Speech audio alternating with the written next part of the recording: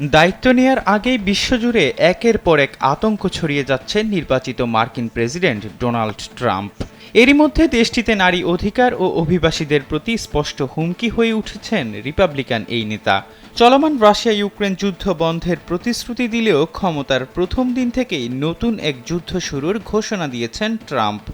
আশঙ্কা করা হচ্ছে নতুন এ যুদ্ধে এবার সীমান্তে মিত্র হারাতে চলছে যুক্তরাষ্ট্র, যার পরিণতি কি হবে তা এখনই আঁচ করা যাচ্ছে না। বিবিসির এক প্রতিবেদনে বলা হয়, দায়িত্ব গ্রহণের প্রথম দিনেই চীন, মেক্সিকো এবং কানাডার উপর নতুন করে কর আরোপ করবেন Donald Trump. Double million offer Walton fridge কিনে পেতে পারেন 20 লক্ষ টাকা, রয়েছে কোটি কোটি টাকার নিশ্চিত উপহার। যুক্তরাষ্ট্রে মাদক পাচার ও অবৈধ অভিবাসন রোধে দেশগুলোর উপর চাপ প্রয়োগ করতেই এমন বাণিজ্য যুদ্ধ শুরু করতে চান ট্রাম্প। নির্বাচিত এই প্রেসিডেন্ট জানান, 20 জানুয়ারি দায়িত্ব গ্রহণের প্রথম দিনই তিনি একটি নির্বাহী আদেশে স্বাক্ষর করবেন। সেখানে মেক্সিকো ও কানাডা থেকে আমদানি করা পণ্যের উপর 25% কর আরোপ করা হবে। এখানেই থামছেন না ট্রাম্প।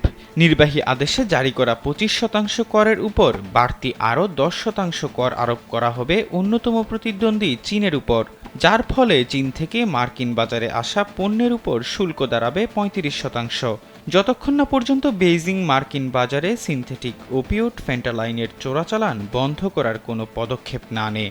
ট্রুথ সোশ্যালে দেয়া এক পোস্টে এসব পদক্ষেপ নেয়ার কথা জানান ট্রাম্প। ট্রাম্প যদি সত্যিই এমন নির্বাহী আদেশ জারি করেন, তবে তা যুক্তরাষ্ট্রের অন্যতম 3 বাণিজ্যিক অংশীদারের সঙ্গে দেশটির বড় ধরনের উত্তেজনা তৈরি করবে। এ ধরনের পদক্ষেপ যুক্তরাষ্ট্রের সঙ্গে মেক্সিকো ও কানাডার বাণিজ্য চুক্তির লঙ্ঘন করবে বলেও জানান বিশেষজ্ঞরা। ট্রাম্প জানান, মেক্সিকো ও কানাডার উপর এসব কর ততদিন পর্যন্ত থাকবে যতদিন এসব দেশ মার্কিন ভূখণ্ডে মাদক ও অবৈধ অভিবাসী প্রবেশ ঠেকাতে প্রয়োজনীয় পদক্ষেপ গ্রহণ না করবে।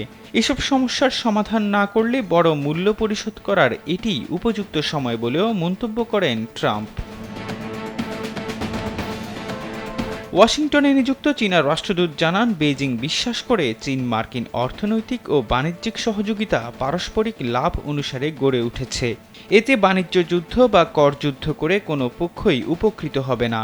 এর আগে নির্বাচনী প্রচারণায় ফেন্টানাইল চোরাচালান নিয়ে মেক্সিকো ও চীনের উপর শতভাগ কর আরোপ করার হুমকি দিয়েছিলেন ডোনাল্ড ট্রাম্প। এহসান আব্দুল্লাহ, কালবেলা ডেস্ক।